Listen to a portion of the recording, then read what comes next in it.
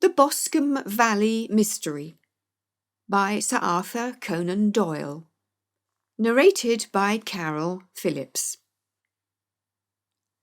We were seated at breakfast one morning, my wife and I, when the maid brought in a telegram. It was from Sherlock Holmes and ran in this way. "Have you a couple of days to spare? Have just been wired for from the west of England in connection with Boscombe Valley tragedy. Shall be glad if you will come with me. Air and scenery perfect. Leave Paddington by the 11:15. "What do you say, dear?" said my wife, looking across at me. "Will you go?" "I really don't know what to say. I have a fairly long list at present." "Oh, Anstruther would do your work for you. You have been looking a little pale lately. I think the change would do you good. And you are always so interested in Mr. Sherlock Holmes's cases." "I should be ungrateful if I were not, seeing what I gained through one of them," I answered. "But if I am to go, I must pack at once, for I have only half an hour." My experience of camp life in Afghanistan had at least had the effect of making me a prompt and ready traveller. My wants were few and simple, so that in less than the time stated I was in a cab with my valise rattling away to Paddington Station. Sherlock Holmes was pacing up and down the platform, his tall, gaunt figure made even gaunter and taller by his long grey travelling cloak and close-fitting cloth cap. "It is really very good of you to come, Watson," said he. "It makes a considerable difference to me having someone with me on whom I can thoroughly rely. Local aid is always either worthless or else biased. If you will keep the 2 corner seats, I shall get the tickets." We had the carriage to ourselves, save for an immense litter of papers which Holmes had brought with him. Among these he rummaged and read, with intervals of note-taking and of meditation, until we were past Reading. Then he suddenly rolled them all up into a gigantic ball and tossed them up onto the rack. "Have you heard anything of the case?" he asked. "Not a word. I have not seen a paper for some days." "The London press has not had very full accounts. I have just been looking through all the recent papers in order to master the particulars. It seems, from what I gather, to be one of those simple cases which are so extremely difficult." "That sounds a little paradoxical." "But it is profoundly true. Singularity is almost invariably a clue. The more featureless and commonplace a crime is, the more difficult it is to bring it home. In this case, however, they have established a very serious case against the son of the murdered man." "It is a murder, then?" "Well, it is conjectured to be so. I shall take nothing for granted until I have the opportunity of looking personally into it.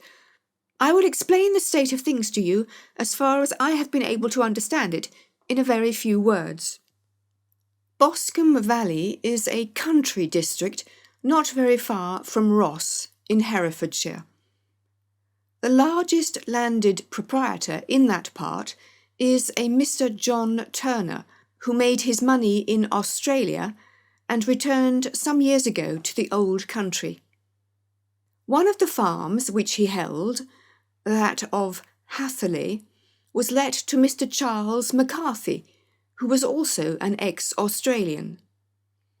The men had known each other in the colonies, so that it was not unnatural that when they came to settle down, they should do so as near each other as possible.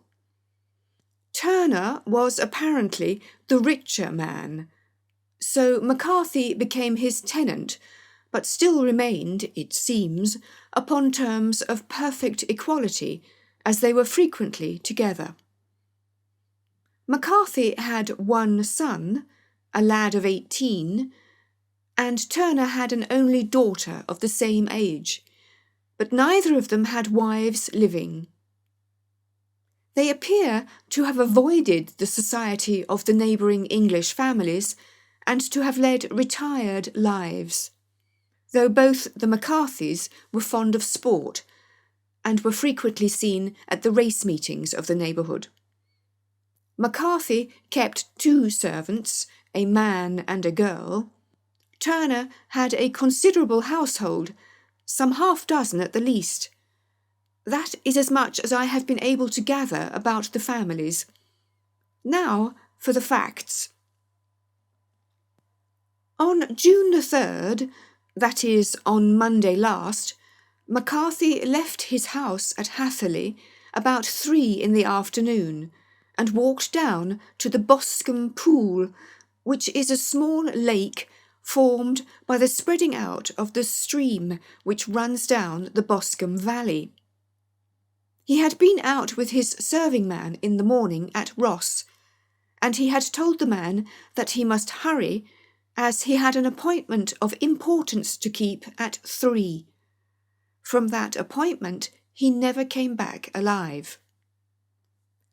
From Hatherley farmhouse to the Boscombe pool is 1/4 of a mile, and 2 people saw him as he passed over this ground. One was an old woman whose name is not mentioned, and the other was William Crowder, a gamekeeper in the employ of Mr. Turner. Both these witnesses depose that Mr. McCarthy was walking alone. The gamekeeper adds that within a few minutes of his seeing Mr. McCarthy pass, he had seen his son, Mr. James McCarthy, going the same way with a gun under his arm. To the best of his belief, the father was actually in sight at the time, and the son was following him.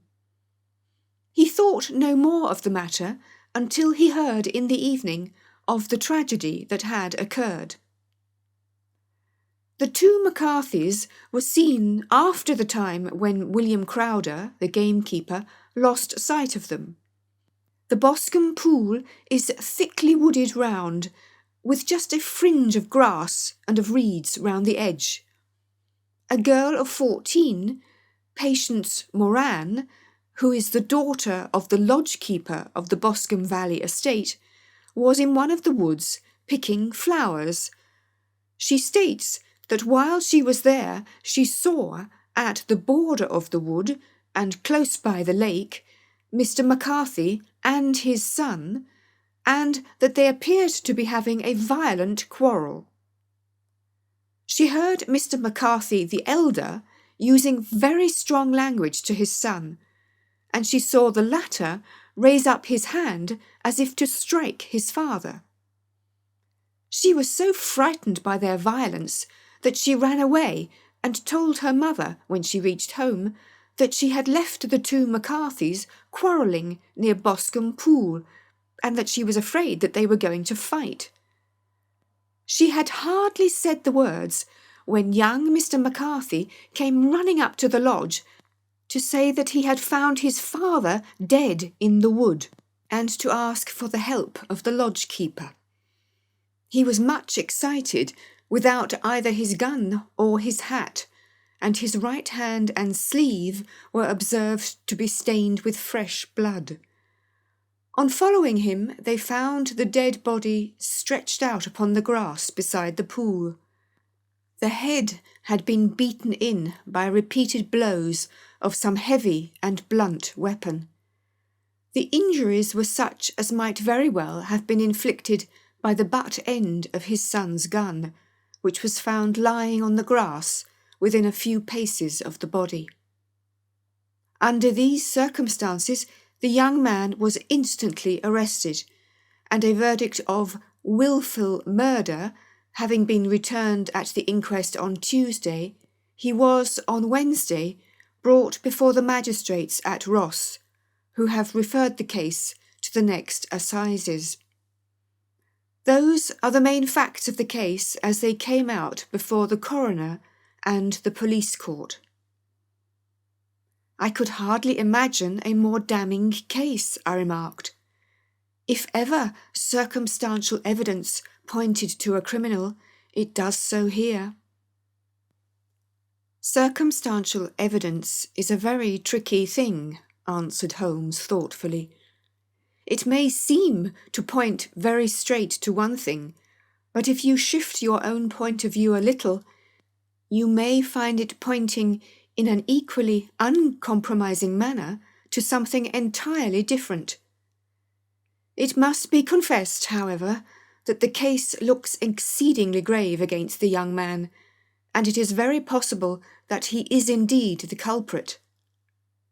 There are several people in the neighbourhood, however, and among them Miss Turner, the daughter of the neighbouring landowner, who believe in his innocence, and who have retained Lestrade, whom you may recollect in connection with The Study in Scarlet, to work out the case in his interest. Lestrade, being rather puzzled, has referred the case to me, and hence it is that two middle-aged gentlemen are flying westward at 50 miles an hour instead of quietly digesting their breakfasts at home. I am afraid, said I, that the facts are so obvious that you will find little credit to be gained out of this case. There is nothing more deceptive than an obvious fact, he answered, laughing. Besides, we may chance to hit upon some other obvious facts which may have been by no means obvious to Mr. Lestrade. You know me too well to think that I am boasting when I say that I shall either confirm or destroy his theory by means which he is quite incapable of employing or even of understanding.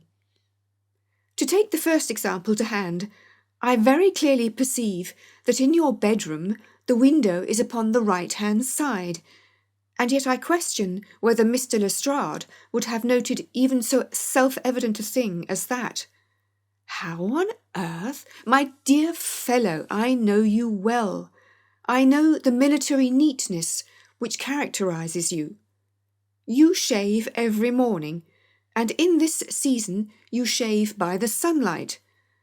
But since your shaving is less and less complete as we get farther back on the left side, until it becomes positively slovenly as we get round the angle of the jaw, it is surely very clear that that side is less illuminated than the other.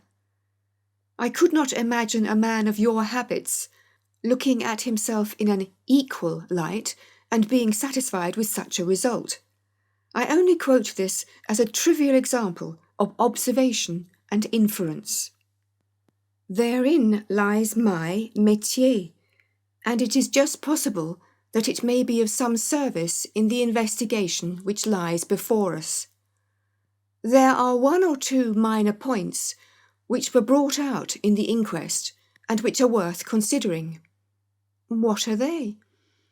It appears that his arrest did not take place at once, but after the return to Hatherley Farm. On the Inspector of Constabulary informing him that he was a prisoner, he remarked that he was not surprised to hear it, and that it was no more than his deserts. This observation of his had the natural effect of removing any traces of doubt which might have remained in the minds of the coroner's jury. It was a confession, I ejaculated. No, for it was followed by a protestation of innocence. Coming on the top of such a damning series of events, it was at least a most suspicious remark.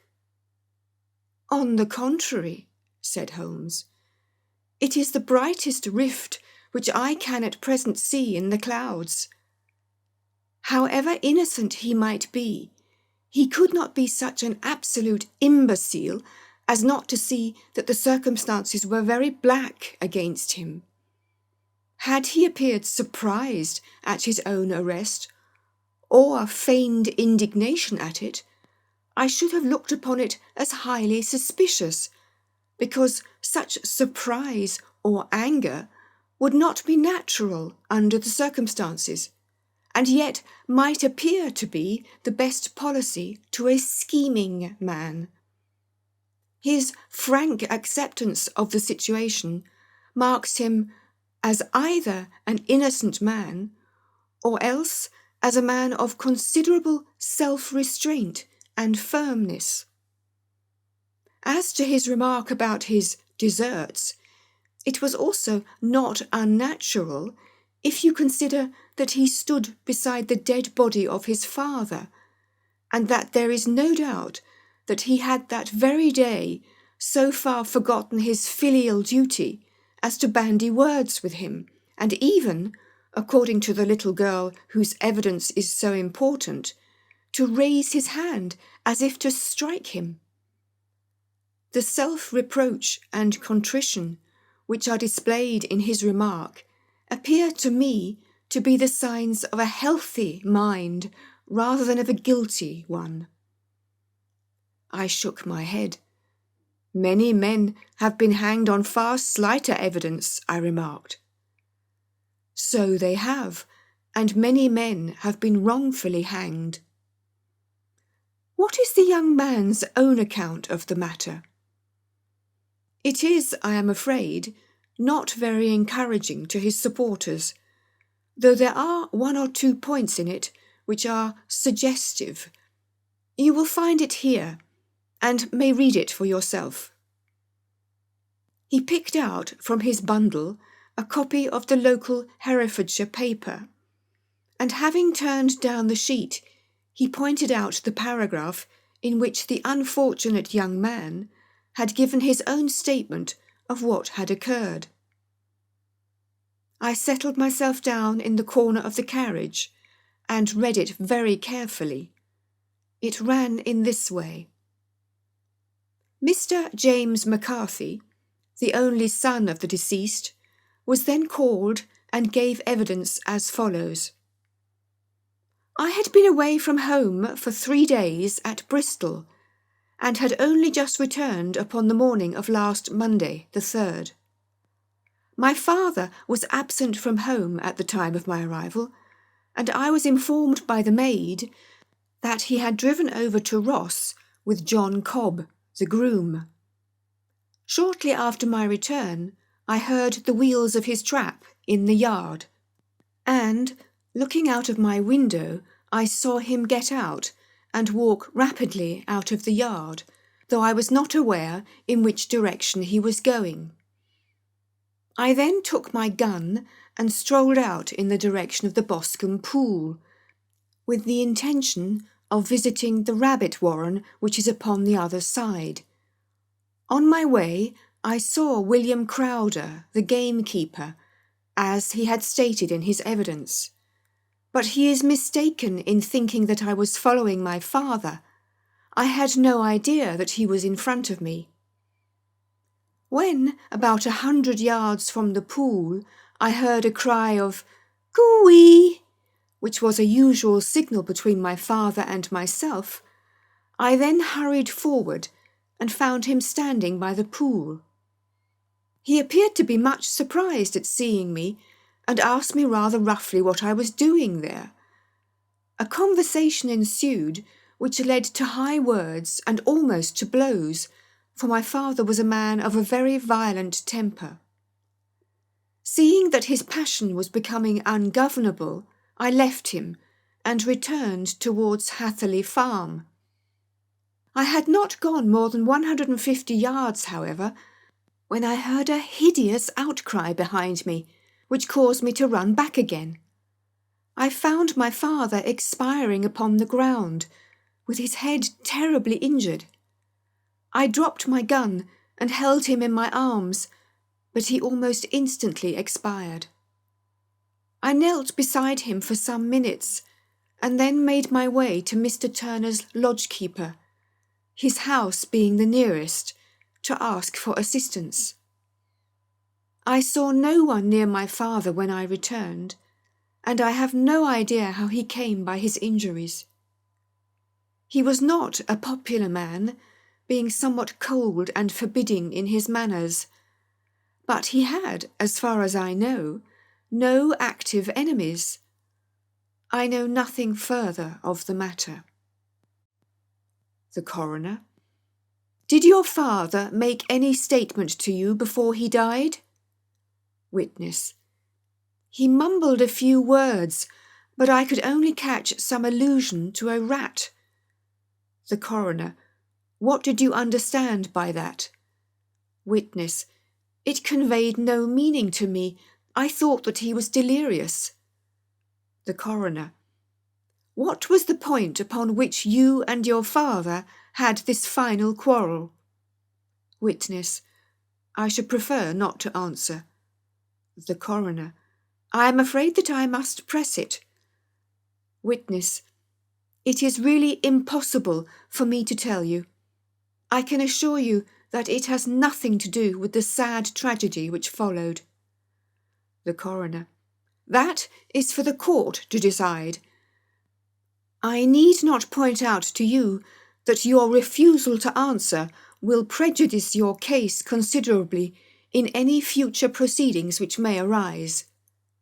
Witness: I must still refuse.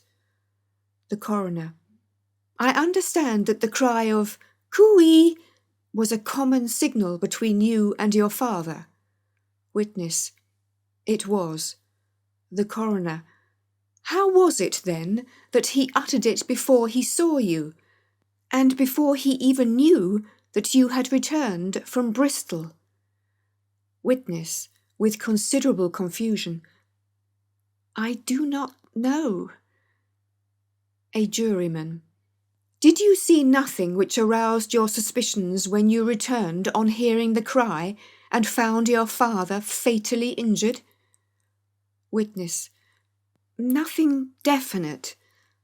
The Coroner: What do you mean? Witness: I was so disturbed and excited as I rushed out into the open that I could think of nothing except of my father. Yet I have a vague impression that as I ran forward, something lay upon the ground to the left of me. It seemed to me to be something grey in colour, a coat of some sort, or a plaid perhaps. When I rose from my father, I looked round for it, but it was gone. Do you mean that it disappeared before you went for help? Yes, it was gone. You cannot say what it was? No, I had a feeling something was there. How far from the body? 12 yards or so? And how far from the edge of the wood? About the same. Then, if it was removed, it was while you were within 12 yards of it. Yes, but with my back towards it. This concluded the examination of the witness. I see, said I as I glanced down the column, that the Coroner, in his concluding remarks, was rather severe upon young McCarthy. He calls attention, and with reason, to the discrepancy about his father having signalled to him before seeing him, also to his refusal to give details of his conversation with his father, and his singular account of his father's dying words. They are all, as he remarks, very much against the sun. Holmes laughed softly to himself and stretched himself out upon the cushioned seat. Both you and the Coroner have been at some pains, said he, to single out the very strongest points in the young man's favour. Don't you see that you alternately give him credit for having too much imagination and too little? Too little if he could not invent a cause of quarrel which would give him the sympathy of the jury. Too much if he evolved from his own inner consciousness anything so outré as a dying reference to a rat and the incident of the vanishing cloth. No, sir, I shall approach this case from the point of view that what this young man says is true, and we shall see whither that hypothesis will lead us. And now here is my pocket Petrach, and not another word shall I say of this case until we are on the scene of action. We lunch at Swindon, and I see that we shall be there in 20 minutes. It was nearly 4 o'clock when we at last, after passing through the beautiful Stroud Valley and over the broad gleaming Severn, found ourselves at the pretty little country town of Ross. A lean, ferret-like man, furtive and sly-looking, was waiting for us upon the platform. In spite of the light brown dust coat and leather leggings which he wore in deference to his rustic surroundings, I had no difficulty in recognising Lestrade of Scotland Yard. With him we drove to the Hereford Arms, where a room had already been engaged for us. "I have ordered a carriage," said Lestrade as we sat over a cup of tea. "I knew your energetic nature, and that you would not be happy until you had been on the scene of the crime." "It was very nice and complimentary of you," Holmes answered. "It is entirely a question of barometric pressure." Lestrade looked startled. I do not quite follow," he said. "How is the glass?" 29, I see. No wind and not a cloud in the sky. I have a case full of cigarettes here which need smoking, and the sofa is very much superior to the usual country hotel abomination. I do not think that it is probable that I shall use the carriage tonight." Lestrade laughed indulgently. "You have, no doubt, already formed your conclusions from the newspapers," he said. "The case is as plain as a pikestaff, and the more one goes into it, the plainer it becomes. Still, of course, one can't refuse a lady, and such a very positive one, too. She has heard of you, and would have your opinion, though I repeatedly told her that there was nothing which you could do which I had not already done. Why, bless my soul, here is her carriage at the door." He had hardly spoken before there rushed into the room one of the most lovely young women that I have ever seen in my life. Her violet eyes shining, her lips parted, a pink flush upon her cheeks, all thought of her natural reserve lost in her overpowering excitement and concern. "Oh, Mr. Sherlock Holmes," she cried, glancing from one to the other of us, and, finally, with a woman's quick intuition, fastening upon my companion. "I am so glad that you have come. I have driven down to tell you so. I know that James didn't do it, I know it, and I want you to start upon your work knowing it too. Never let yourself doubt upon that point. We have known each other since we were little children, and I know his faults as no one else does. But he is too tender-hearted to hurt a fly. Such a charge is absurd to anyone who really knows him." "I hope we may clear him, Miss Turner," said Sherlock Holmes. "You may rely upon my doing all that I can. But have you read the evidence? You have formed some conclusion? Do you not see some loophole, some flaw? Do you not yourself think that he is innocent?" "I think that it is very probable." "There now," she cried, throwing back her head and looking defiantly at Lestrade. "You hear? He gives me hopes." Lestrade shrugged his shoulders. "I am afraid that my colleague has been a little quick in forming his conclusions," he said. "But he is right. Oh, I know that he is right. James never did it. And about his quarrel with his father, I am sure that the reason why he would not speak about it to the coroner was because I was concerned in it." "In what way?" asked Holmes. "It is no time for me to hide anything. James and his father had many disagreements about me. Mr. McCarthy was very anxious that there should be a marriage between us.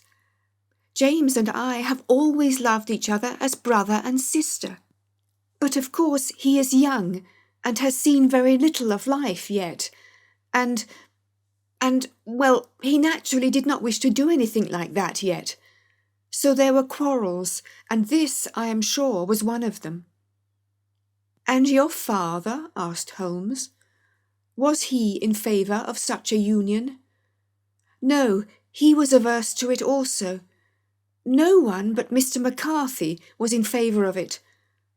A quick blush passed over her fresh young face as Holmes shot one of his keen, questioning glances at her.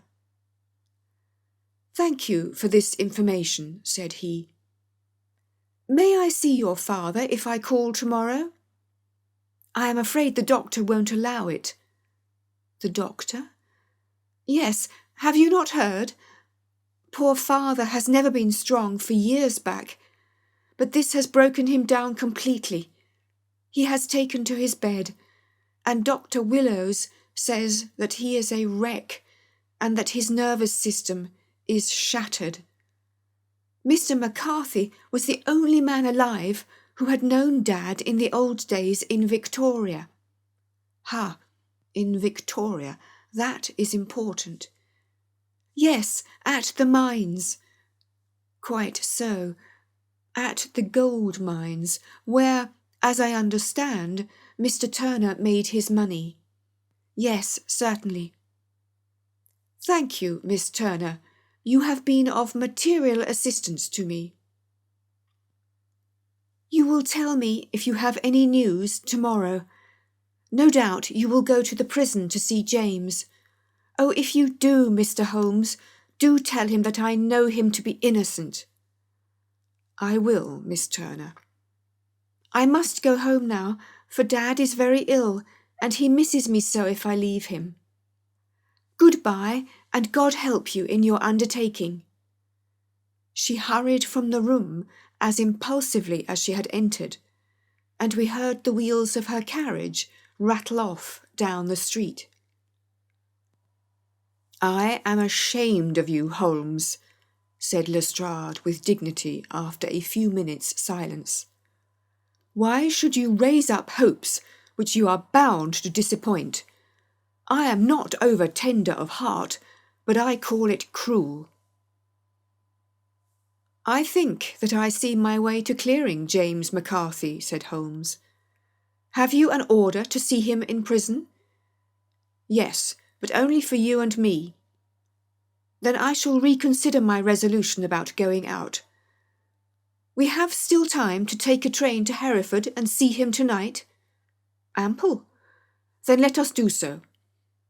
Watson, I fear that you will find it very slow, but I shall only be away a couple of hours.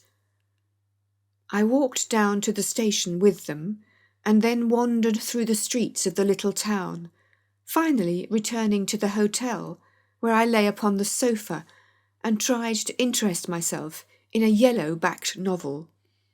The puny plot of the story was so thin, however, when compared to the deep mystery through which we were groping, and I found my attention wander so continually from the action to the fact that I at last flung it across the room and gave myself up entirely to a consideration of the events of the day. Supposing that this unhappy young man's story were absolutely true, then what hellish thing, what absolutely unforeseen and extraordinary calamity could have occurred between the time when he parted from his father and the moment when, drawn back by his screams, he rushed into the glade? It was something terrible and deadly. What could it be? Might not the nature of the injuries reveal something to my medical instincts? I rang the bell and called for the weekly county paper, which contained a verbatim account of the inquest. In the surgeon's deposition, it was stated that the posterior third of the left parietal bone and the left half of the occipital bone had been shattered by a heavy blow from a blunt weapon. I marked the spot upon my own head. Clearly, such a blow must have been struck from behind. That was to some extent in favour of the accused, as, when seen quarrelling, he was face to face with his father. Still, it did not go for very much, for the older man might have turned his back before the blow fell. Still, it might be worthwhile to call Holmes's attention to it. Then there was the peculiar dying reference to a rat. What could that mean? It could not be delirium. A man dying from a sudden blow does not commonly become delirious. No, it was more likely to be an attempt to explain how he met his fate.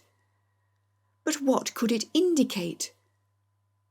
I cudgelled my brains to find some possible explanation. And then the incident of the grey cloth seen by young McCarthy. If that were true, the murderer must have dropped some part of his dress, presumably his overcoat, in his flight, and must have had the hardihood to return and to carry it away at the instant when the son was kneeling with his back turned not a dozen paces off. What a tissue of mysteries and improbabilities the whole thing was! I did not wonder at Lestrade's opinion, and yet I had so much faith in Sherlock Holmes's insight that I could not lose hope as long as every fresh fact seemed to strengthen his conviction of young McCarthy's innocence. It was late before Sherlock Holmes returned. He came back alone, for Lestrade was staying in lodgings in the town. "The glass still keeps very high," he remarked as he sat down. "It is of importance that it should not rain before we are able to go over the ground. On the other hand, a man should be at his very best and keenest for such nice work as that, and I did not wish to do it when fagged by a long journey. I have seen young McCarthy." "And what did you learn from him?" "Nothing." "Could he throw no light?" "None at all." "I was inclined to think at one time that he knew who had done it and was screening him or her. But I am convinced now that he is as puzzled as everyone else.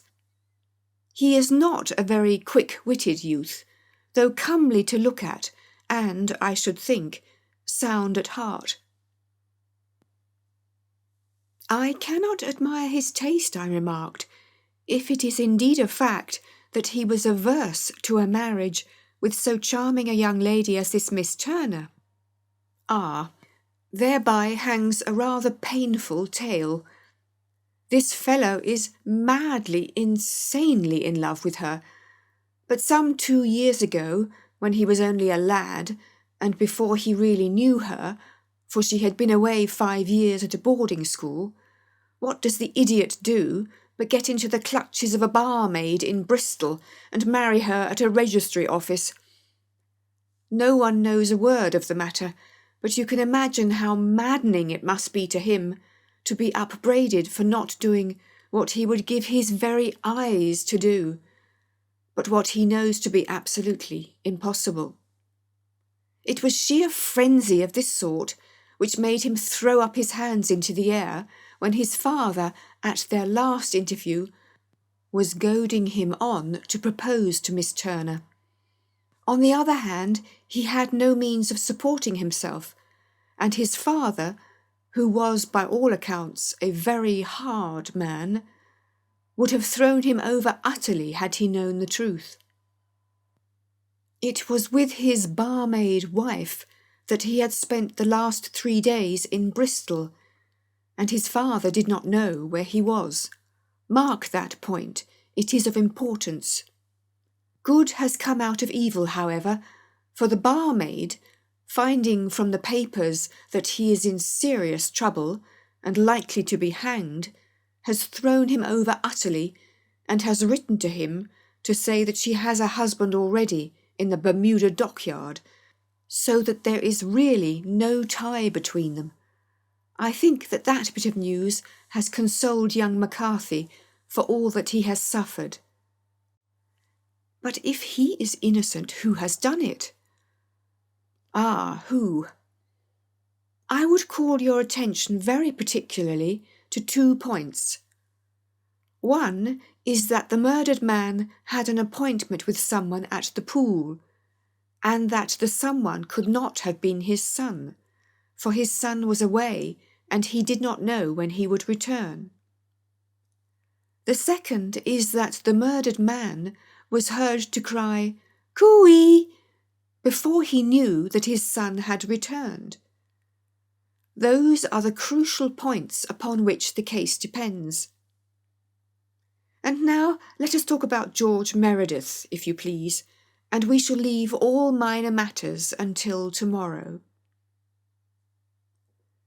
There was no rain, as Holmes had foretold, and the morning broke bright and cloudless.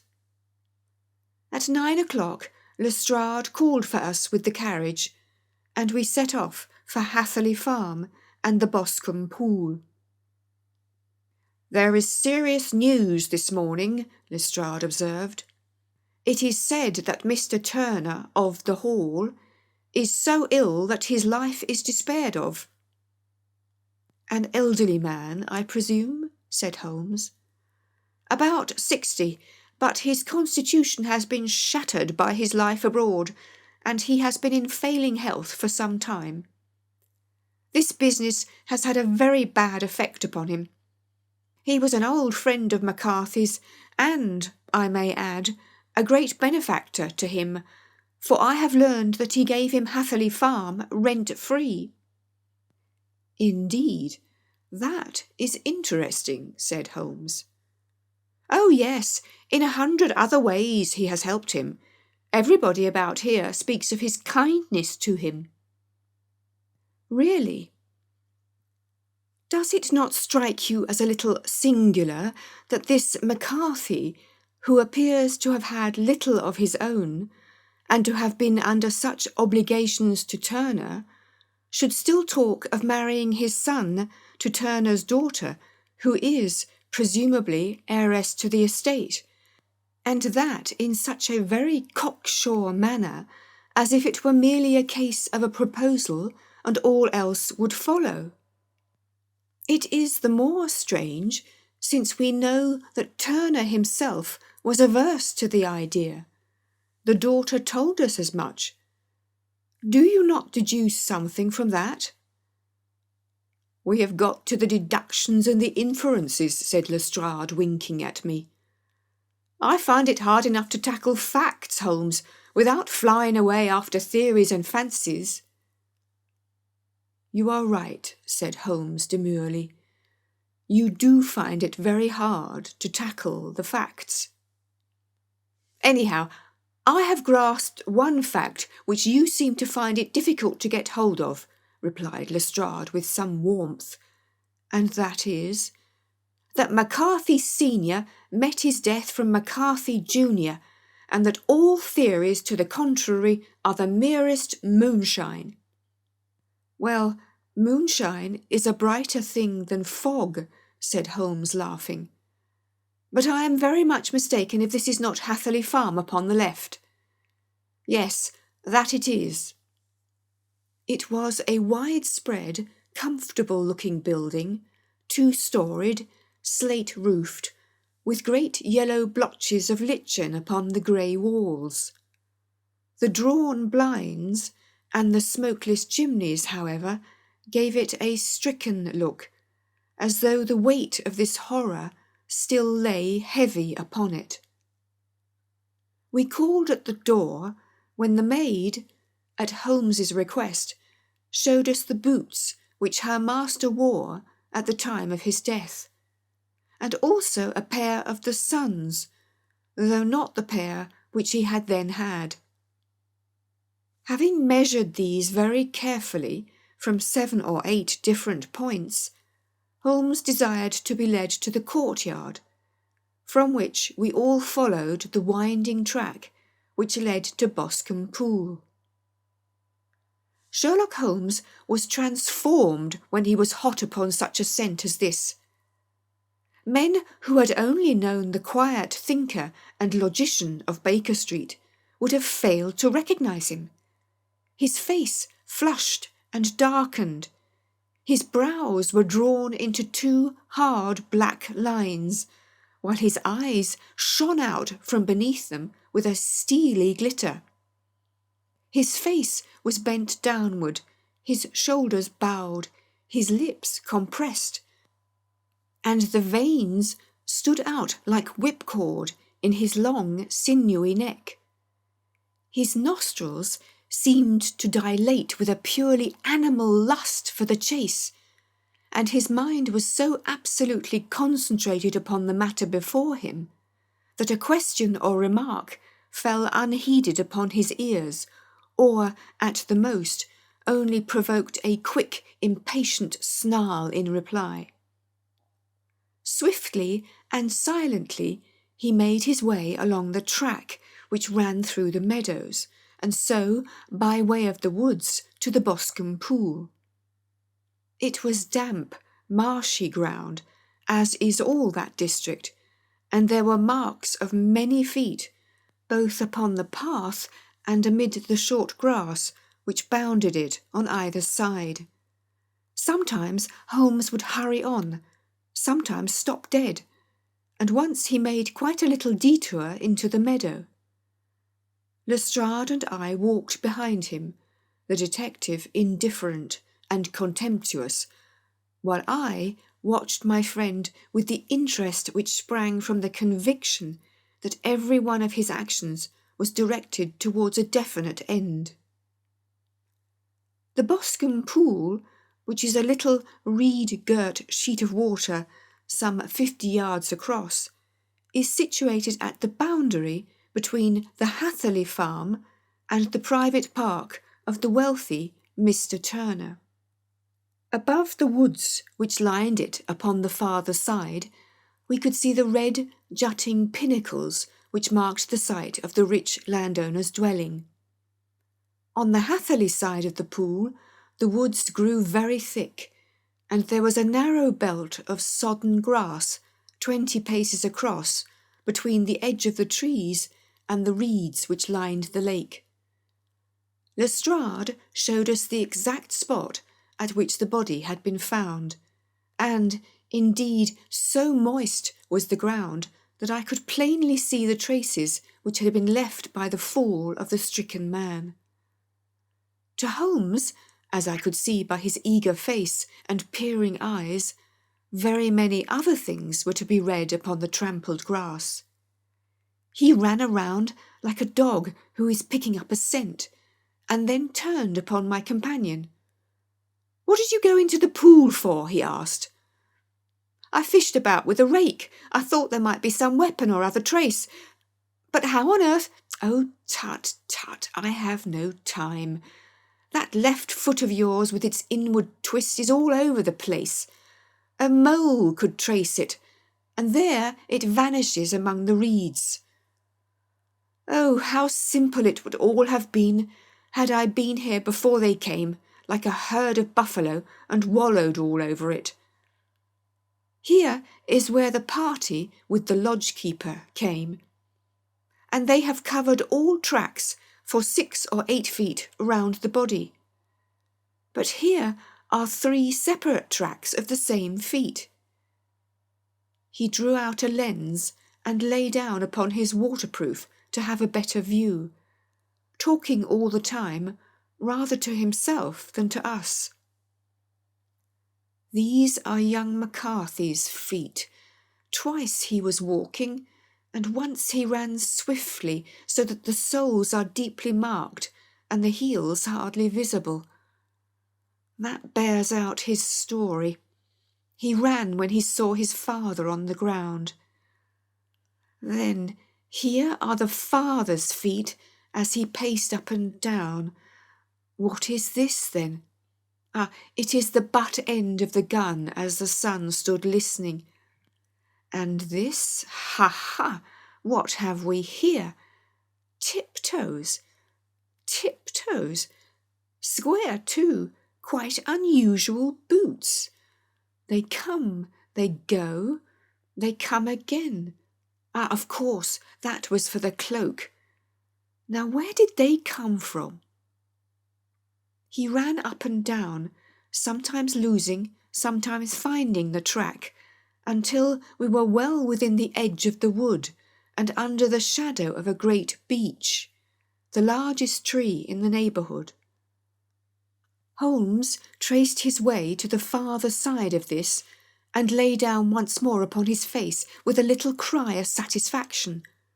For a long time he remained there, turning over the leaves and dried sticks, gathering up what seemed to me to be dust into an envelope, and examining with his lens not only the ground, but even the bark of the tree as far as he could reach.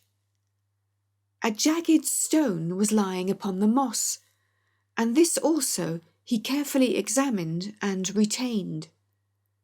Then he followed a pathway through the wood until he came to the high road, where all traces were lost. "It has been a case of considerable interest," he remarked, returning to his natural manner. "I fancy that this grey house on the right must be the lodge. I think that I will go in and have a word with Moran, and perhaps write a little note. Having done that, we may drive back to our luncheon. You may walk to the cab, and I shall be with you presently." It was about 10 minutes before we regained our cab and drove back into Ross, Holmes still carrying with him the stone which he had picked up in the wood. "This may interest you, Lestrade," he remarked, holding it out. "The murder was done with it." "I see no marks." "There are none." "How do you know, then?" "The grass was growing under it. It had only lain there a few days. There was no sign of a place whence it had been taken. It corresponds with the injuries. There is no sign of any other weapon."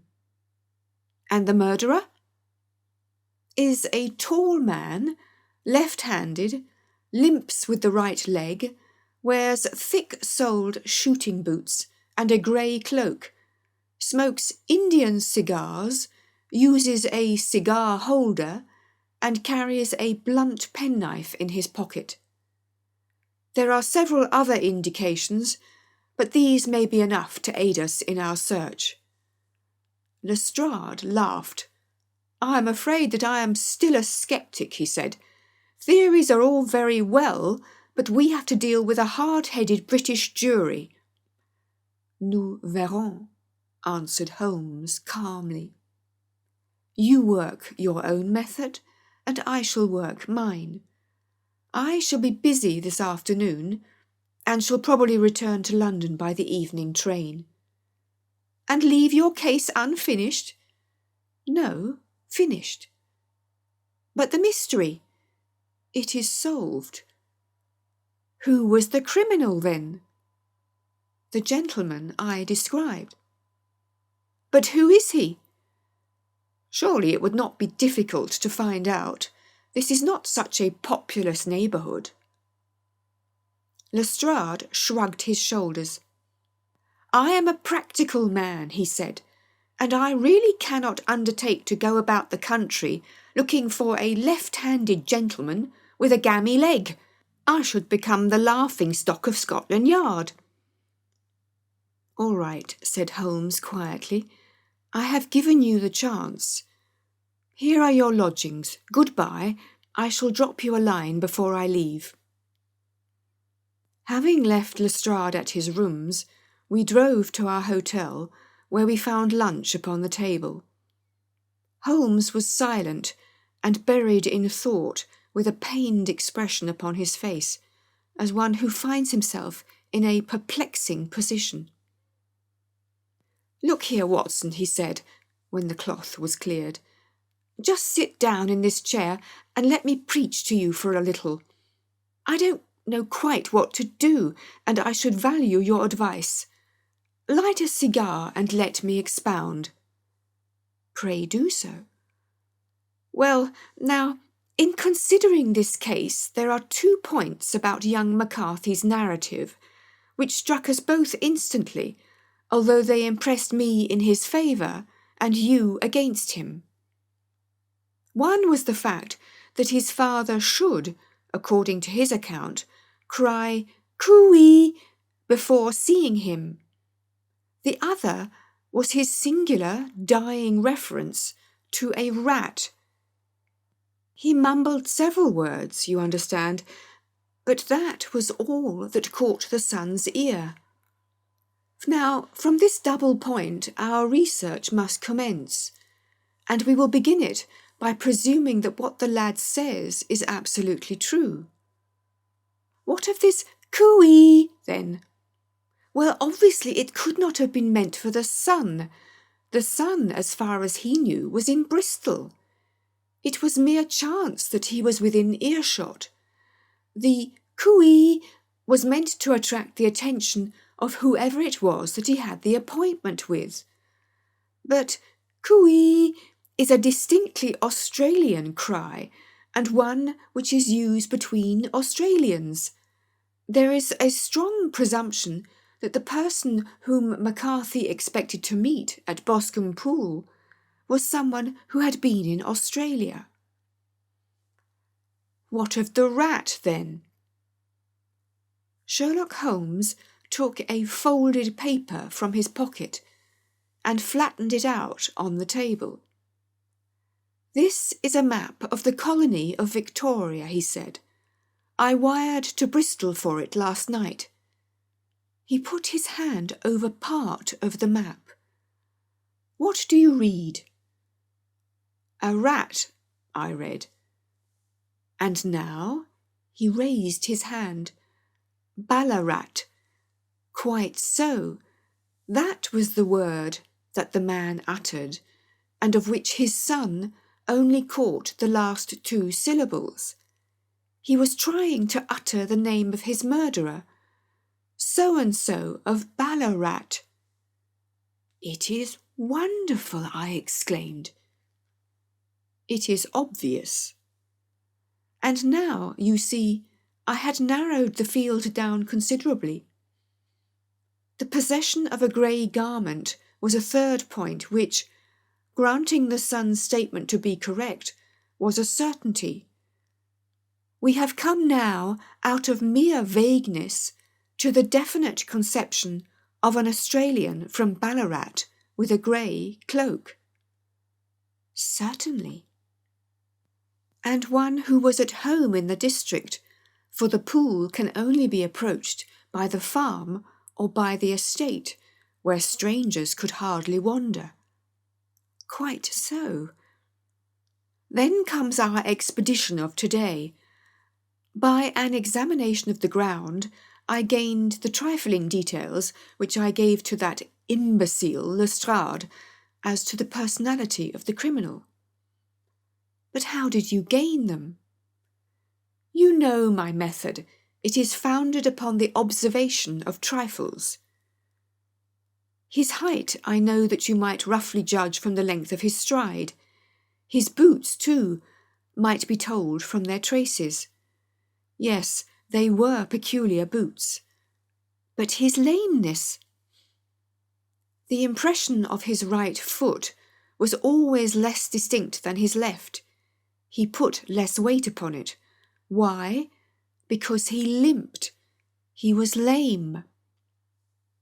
But his left-handedness. You were yourself struck by the nature of the injury as recorded by the surgeon at the inquest. The blow was struck from immediately behind, and yet was upon the left side. Now how can that be, unless it were by a left-handed man? He had stood behind that tree during the interview between the father and son. He had even smoked there. I found the ash of a cigar, which my special knowledge of tobacco ashes enables me to pronounce as an Indian cigar. I have, as you know, devoted some attention to this, and written a little monograph on the ashes of 140 different varieties of pipe, cigar, and cigarette tobacco. Having found the ash, I then looked round and discovered the stump among the moss where he had tossed it. It was an Indian cigar of the variety which are rolled in Rotterdam. And the cigar holder? I could see that the end had not been in his mouth, therefore he used a holder.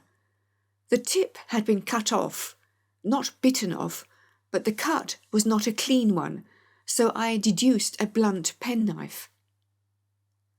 "Holmes," I said, "you have drawn a net round this man from which he cannot escape, and you have saved an innocent human life as truly as if you had cut the cord which was hanging him. I see the direction in which all this points. The culprit is—" "Mr. John Turner," cried the hotel waiter, opening the door of our sitting room and ushering in a visitor. The man who entered was a strange and impressive figure. His slow, limping step and bowed shoulders gave the appearance of decrepitude, and yet his hard, deep-lined, craggy features and his enormous limbs showed that he was possessed of unusual strength of body and of character. His tangled beard, grizzled hair, and outstanding drooping eyebrows combined to give an air of dignity and power to his appearance. But his face was of an ashen white, while his lips and the corners of his nostrils were tinged with a shade of blue. It was clear to me at a glance that he was in the grip of some deadly and chronic disease. "Pray sit down on the sofa," said Holmes gently. "You had my note?" "Yes, the lodge-keeper brought it up. You said that you wished to see me here to avoid scandal. I thought people would talk if I went to the hall." "And why did you wish to see me?" He looked across at my companion with despair in his weary eyes, as though his question was already answered. "Yes," said Holmes, answering the look rather than the words. "It is so. I know all about McCarthy." The old man sank his face in his hands. "God help me," he cried. "But I would not have let the young man come to harm. I give you my word that I would have spoken out if it went against him at the assizes." "I am glad to hear you say so," said Holmes gravely. "I would have spoken now had it not been for my dear girl. It would break her heart, it will break her heart, when she hears that I am arrested." "It may not come to that," said Holmes. "What?" "I am no official agent. I understand that it was your daughter who required my presence here, and I am acting in her interests. Young McCarthy must be got off, however." "I am a dying man," said old Turner. "I have had diabetes for years. My doctors say it is a question whether I shall live a month, yet I would rather die under my own roof than in a jail." Holmes rose and sat down at the table with his pen in his hand and a bundle of paper before him. "Just tell us the truth," he said. "I shall jot down the facts. You will sign it, and Watson here can witness it. Then I could produce your confession at the last extremity to save young McCarthy. I promise you that I shall not use it unless it is absolutely needed." "It's as well," said the old man. "It's a question whether I shall live to the assizes. So it matters little to me but I should wish to spare Alice the shock. And now I will make the thing clear to you. It has been a long time in the acting, but will not take me long to tell. You didn't know this dead man, McCarthy. He was a devil incarnate. I tell you that. God keep you out of the clutches of such a man as he. His grip has been upon me these 20 years, and he has blasted my life. I'll tell you first how I came to be in his power. It was in the early 60s at the diggings. I was a young chap then, hot-blooded and reckless, ready to turn my hand at anything. I got among bad companions, took to drink, had no luck with my claim, took to the bush, and in a word, became what you would call over here a highway robber. There were 6 of us, and we had a wild, free life of it, sticking up a station from time to time, or stopping the wagons on the road to the diggings. Black Jack of Ballarat was the name I went under, and our party is still remembered in the colony as the Ballarat Gang. One day a gold convoy came down from Ballarat to Melbourne, and we lay in wait for it and attacked it. There were 6 troopers and 6 of us, so it was a close thing, but we emptied 4 of their saddles at the first volley. 3 of our boys were killed, however, before we got the swag. I put my pistol to the head of the wagon driver, who was this very man, McCarthy. I wish to the Lord that I had shot him then, but I spared him, though I saw his wicked little eyes fixed on my face, as though to remember every feature. We got away with the gold, became wealthy men, and made our way over to England without being suspected.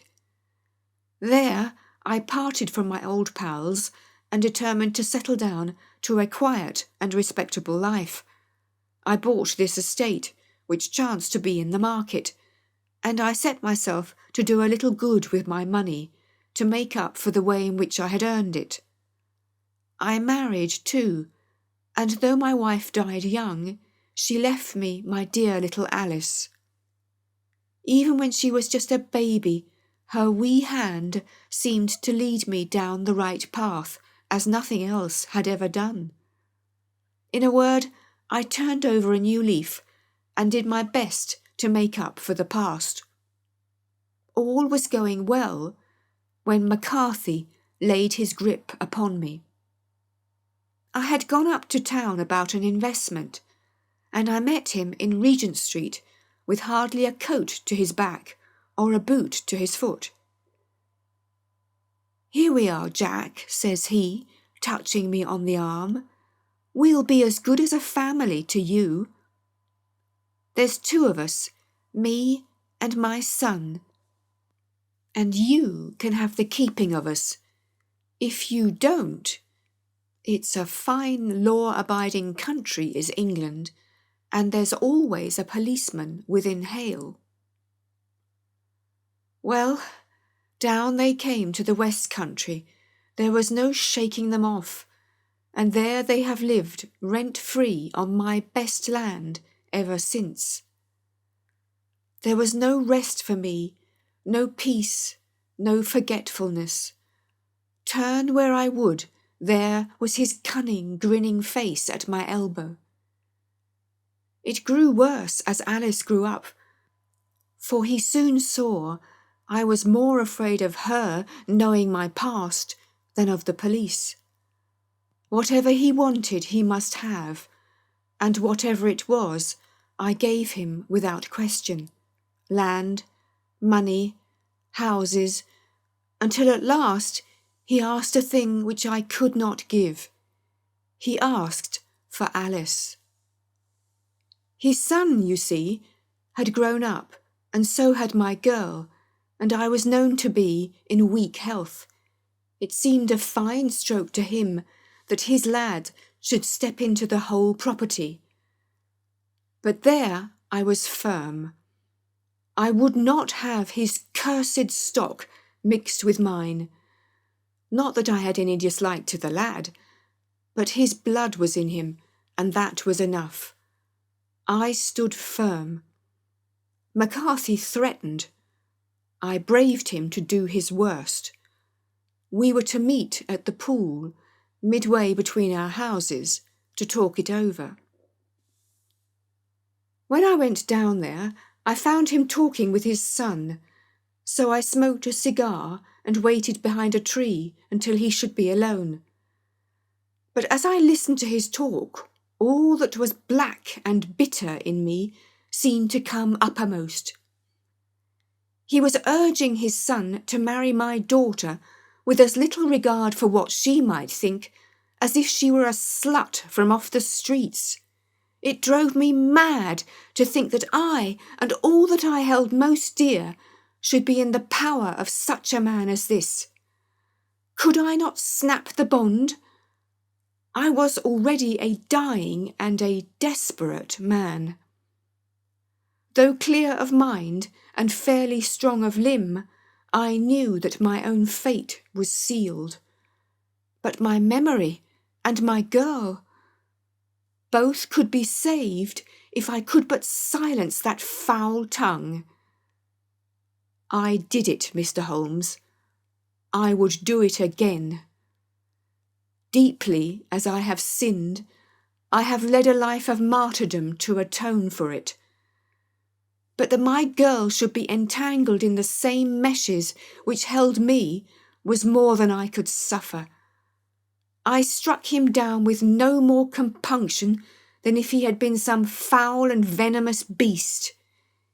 His cry brought back his son, but I had gained the cover of the wood, though I was forced to go back to fetch the cloak which I had dropped in my flight. That is the true story, gentlemen, of all that occurred. Well, it is not for me to judge you, said Holmes, as the old man signed the statement which had been drawn out. I pray that we may never be exposed to such a temptation. I pray not, sir. And what do you intend to do? In view of your health, nothing. You are yourself aware that you will soon have to answer for your deed at a higher court than the assizes. I will keep your confession, and if McCarthy is condemned, I shall be forced to use it. If not, it shall never be seen by mortal eye, and your secret, whether you be alive or dead, shall be safe with us. Farewell, then, said the old man solemnly.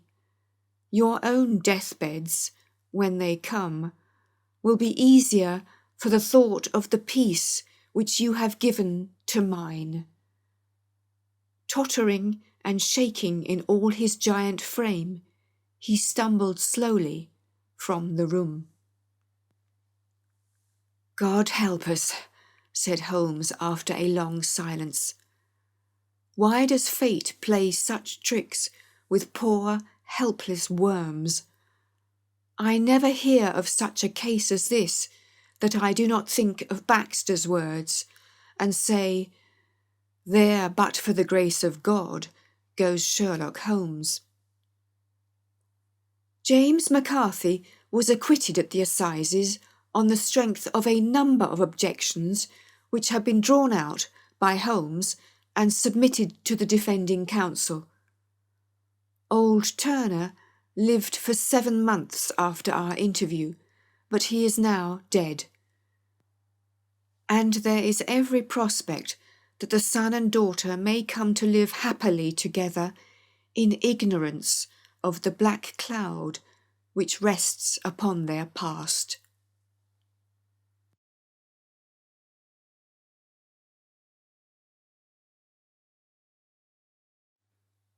A short biography of Sir Arthur Conan Doyle, narrated by Carol Phillips.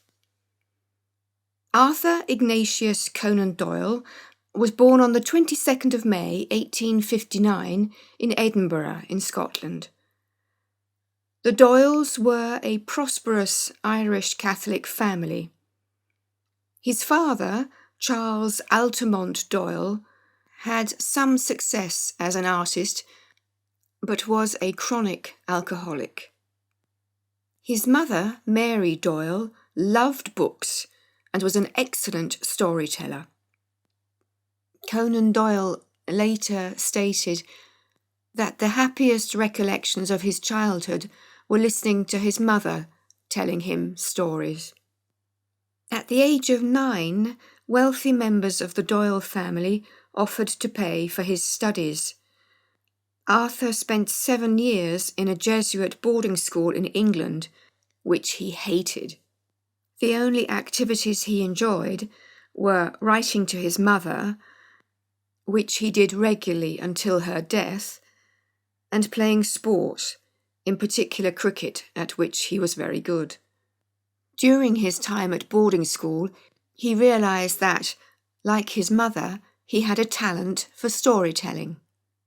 Upon leaving school, one of Arthur's first tasks was to co-sign the committal papers for his father, who, as a result of his alcoholism, suffered from dementia. Conan Doyle described the events relating to the confinement of his father to a lunatic asylum in the story The Surgeon of Gaster Fell, which he wrote in 1880. Rather than following an artistic career, Arthur Conan Doyle decided to follow a medical one. For financial reasons, his mother had taken in a young lodger, Dr. Brian Charles, who had trained at the University of Edinburgh, and it was here that Conan Doyle undertook his medical studies. During his medical studies, Conan Doyle met a number of future authors who were also studying at the university, including James Barrie and Robert Louis Stevenson. One of his teachers, Dr. Joseph Bell, had a great influence on him. Dr. Bell was a master at observation, logic, deduction, and diagnosis, all qualities which Conan Doyle later attributed to his most famous creation, the detective Sherlock Holmes. During his studies, Conan Doyle began to write short stories, some of which were published in literary journals. In 1881, Conan Doyle graduated, obtaining his Bachelor of Medicine and Master of Surgery, upon which he drew a humorous sketch of himself receiving his diploma with the caption, "Licensed to Kill." After working as a medical officer on a steamer and as an assistant to a doctor in Plymouth, Conan Doyle opened his own practice in Portsmouth, and by the end of his 3rd year, his practice had started to earn him a comfortable income. While working as a doctor, he continued to write. In August 1885, he married Louisa Hawkins, the sister of one of his patients. He described her in his memoirs as having been gentle and amiable.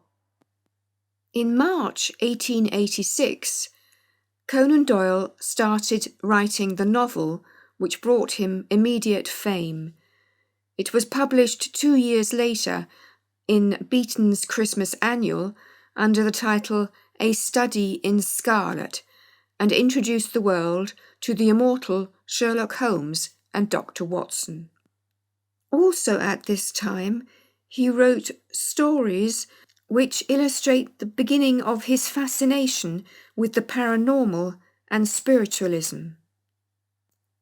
In August of 1889, Joseph Marshall Stoddart, managing editor of Lippincott's monthly magazine in Philadelphia, came to London to establish a British edition of his magazine. He commissioned the young doctor to write a short novel which was published in England and the US in February of 1890. This story, The Sign of Four, was responsible for establishing both the character Sherlock Holmes and the author Sir Arthur Conan Doyle. Conan Doyle's literary agent, A.P. Watt, made a deal with the Strand magazine to publish the Sherlock Holmes stories. The image of Sherlock Holmes was created by the illustrator Sidney Paget. This collaboration lasted for many decades and was instrumental in making the author, the magazine, and the artist world famous. After almost dying as a result of a virulent attack of influenza, Conan Doyle decided to abandon his medical career and concentrate on his literary one. In 1893, in spite of everyone's entreaties, the prolific but impulsive author decided to get rid of Sherlock Holmes. During a trip to Switzerland, he found the spot where his hero was to meet his end. In The Final Problem, published in December 1893, Sherlock Holmes and Professor Moriarty plunged to their deaths at the Reichenbach Falls. As a result, 20,000 readers cancelled their subscriptions to the Strand magazine. Conan Doyle, however, felt freed from a fictional character who had oppressed him. Following the death of his wife, who had been diagnosed with tuberculosis, and of his father, Conan Doyle suffered from depression, which may have caused him to become more and more fascinated by life beyond the veil. He became extremely interested in spiritualism and joined the Society for Psychical Research. Although writing prodigiously, none of his other works obtained the success of his Sherlock Holmes stories. A long stay in the Exmoor region, including a visit to Dartmoor prison, gave him the inspiration for his next novel. But he realised the novel lacked a hero. However, he did not resurrect the detective Sherlock Holmes, but simply wrote the story as if it was a previously untold adventure. To the delight of thousands of frustrated fans, the Strand magazine published the first episode of The Hound of the Baskervilles in August of 1901. A year later, King Edward VII knighted Conan Doyle for his services rendered to the Crown during the Boer War, although gossip has it that the king, as an avid Sherlock Holmes fan, had put the author's name on his honours list to encourage him to write new stories. In 1907, Conan Doyle married his second wife, Jean Leckie, whom he had known for almost 10 years. She was an intellectual, a good sportswoman, and a trained mezzo-soprano. Following his marriage, he wrote far less. However, to make up for financial losses resulting from the writing and production of various plays, he decided to produce a fourth play based on his Sherlock Holmes story, The Speckled Band, which proved very successful. The loss of his son, his brother, his 2 brothers-in-laws, and his 2 nephews in the First World War further increased his attraction to spiritualism and the occult, which was greatly mocked by the press. After 1918, Conan Doyle concentrated on writing about spiritualism and undertaking so-called psychic crusades involving trips to America, Australia, and Africa. In order to recoup the costs incurred by his spiritualist activities, he published in 1928 his last 12 stories about the exploits of his world-famous detective. These were compiled in The Casebook of Sherlock Holmes. In the autumn of 1929, he was diagnosed with angina pectoris, and he died on July the 7th, 1930, surrounded by his family.